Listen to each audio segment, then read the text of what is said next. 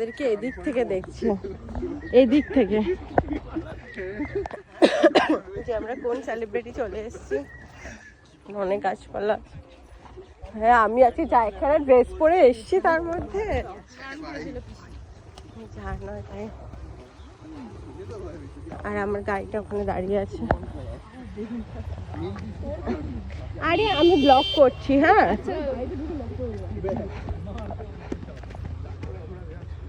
তো এটা হলো আমাদের গাড়ি আর এটা হলো ওরা।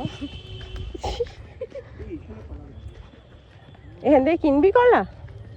তুই তো ওখানে বুঝতেও পারবি না কোনটা কাঁচা কলা কোনটা পাকা কলা।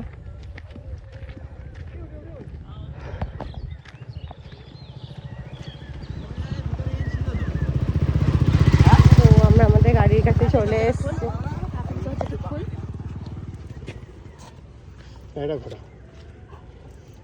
তারপর আগে গাড়িটা ঘোরো, আগে গাড়িটা ঘোরো, তারপর আমরা না না আগে গাড়িটা ঘোরো।